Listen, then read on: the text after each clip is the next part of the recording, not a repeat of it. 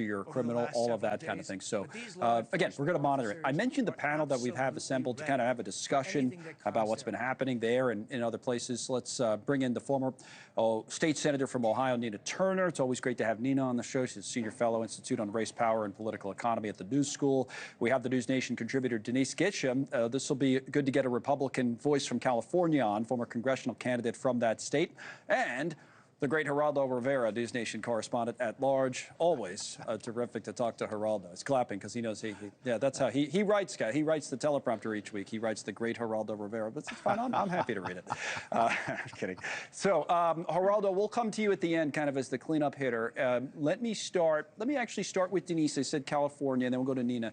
So, Denise, you heard what the local officials are saying out there, but I'm just interested in your kind of reflections as you watch the state of California and all the political back and forth about how things are handled, whether the military should be sent in, the protests that turn up seemingly each evening. What have you been thinking about last few days? Yeah, I have had a lot of mixed emotions, believe it or not. Even as a Republican, it breaks my heart to see what's happening in LA, and I'm praying for the people there that are on the ground and just everybody involved on both sides, because these are human lives we're talking about. I think the issue that frustrates me as a Californian in the extreme minority in a state that's so overwhelmingly liberal is that we have had no sense that anyone from the governor to now Mayor Bass care about the things that this DA is talking about, which is why he got elected. You know, they had the recall effort on the last DA because of lawlessness and crime. And it seems like Democrats everywhere have gotten the memo, especially people like Fetterman, that you can't have any moral authority in a party or on a certain side of a politics if you can't condemn things that are actually wrong. You know, I'm a Christian, and one thing that's in Scripture, it says, you know, woe unto those who call evil good and good evil. And it doesn't take a Christian or anyone of faith to understand that what's wrong is wrong. So when I see these things unfold on the screen, I know that violence is wrong, and it doesn't matter what your justification is for it. It's wrong, and somebody needs to say it. And so we're looking for moral clarity in this moment, and we're getting nothing but political obfuscation, as usual, from Governor Newsom and Karen Bass. I have to say, a lot of Republicans, and you're the latest one, have been citing Democratic Senator John Fetterman over the last few days. Nina, where's your emphasis? Yeah, well, you know, Sister Denise, I'm agreeing with her as a Christian woman in that there are other scriptures in the Bible about how we treat foreigners, how we treat the least of these. When I was hungry, did you feed me? When I was in prison, did you come to see me? And when I needed clothing, did you clothe me? President Donald J. Trump is being irresponsible in his actions, in that he should have allowed Governor Newsom and also Mayor Karen Bass and the law enforcement there on the ground to deal with the protests. He is escalating this. And for the party that has all the power right now, all the levers of power, to blame the other party for its actions and escalating people's real concern about how the federal government is bringing immigration, or immigrants are bringing immigrants in, is just really, it's asinine to me for them to be able to blame the Democrats. So securing the border, having a secure border, right, what President Donald J. Trump is doing right now is doing nothing to do that. It's causing division, it's causing chaos, and it is wrong in how he is comporting himself. We have many veterans who sleep on the street every single night. What we should be doing with that money is making sure they get housed instead of weaponizing both local law enforcement and the military against American citizens. You know, speaking of blame, Geraldo, I was interested that Hochman was talking about the media there, and I get some of that, what he was saying. I would say that I would like to think that we're an exception to the rule. We're showing the peaceful demonstrations throughout the day today. We had a bunch of religious folks yesterday protesting peacefully, and then, you know, when there's violence, we show that. We've tried to be as balanced as we can. But what have you been observing here, like, you know, big picture, Geraldo, the last few days? Maybe something we're missing. Big picture, I 100% agree with the new DA in Los Angeles.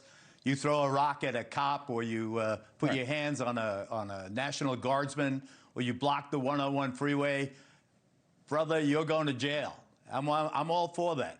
But I also need to point out is we were sold a bill of goods here, Connell. We had a situation where we were told the big raid was happening to go after drug dealers and gang bangers and other violent cartel members and so forth. So I saw the graphic you showed at the top of the 4 o'clock show. Approximately 300 have been detained by ICE since this grandiose operation have started. Of the 300, 9 have criminal records. 9 of 300.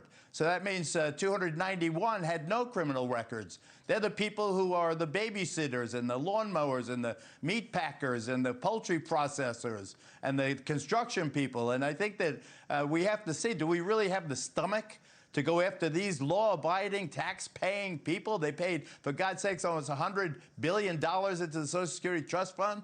We're going to bust them. Why are we doing that? What do you think of that, Denise? What's the emergency here? Because I think that, you know, and can we have a conversation about that? Because it seems like when someone brings up that, like Geraldo did, you know, immediately they're shut down. So, oh, well, they're here illegally. But can we have a conversation about that part of it and whether, you know, because when the president came in and what the promise was that we're going to go after the worst of the worst, the criminals first, and wonder what this move has done. And it doesn't, I'm not saying, and I don't even know if this caveat's needed. It doesn't excuse the behavior in the streets or people throwing rocks at law enforcement officials. That's not the point.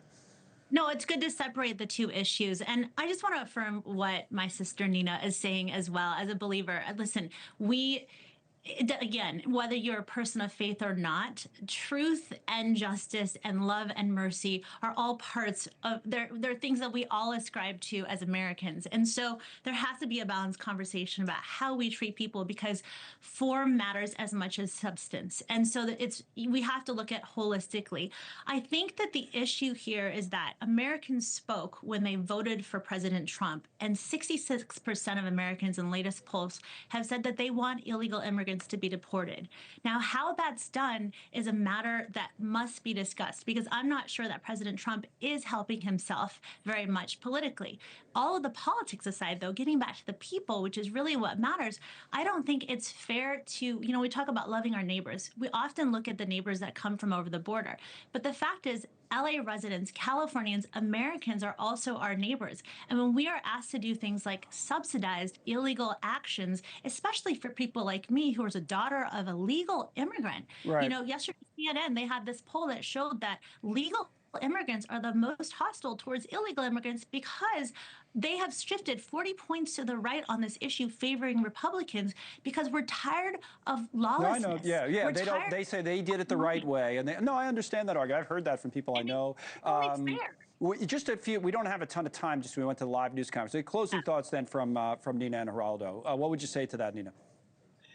I mean, look, Denise and I are probably in agreement on most of this. What I would say to the president, though, people voted for him for certain reasons, but they did not vote for this. Nobody wants to see what they're seeing in L.A. on their streets. Nobody. So let's deal with immigration reform.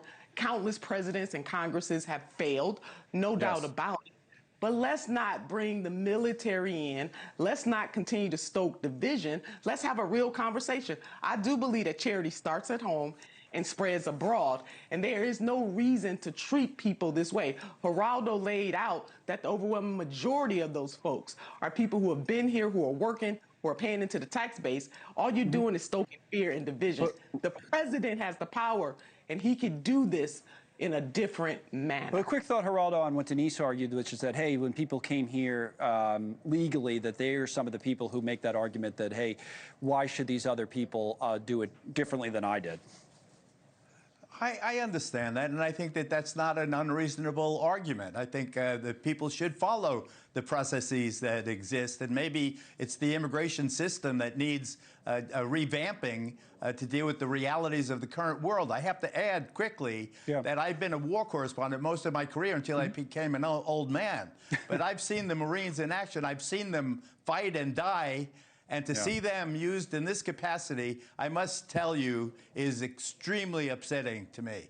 I look at them and I say, brother and sister, this is a job for the cops. You have no business being here, and they are exploiting you and using you in a way that is purely political. There's no use for 700 fighting Marines, our elite fighting corps, on the streets of L.A. It's just, for what? For this? We'll see. I mean, they went into extra training. You just hope they're not being set up for something. To your point, Geraldo, thank you. Denise and Nina as well. All reasonable people, all very, very smart people. We thank you for coming on today. We'll continue to have these discussions. Now, what are you laughing at, Geraldo? You don't want to be in that group? You're smart. Oh, I just love when you say nice things. For a change. All right.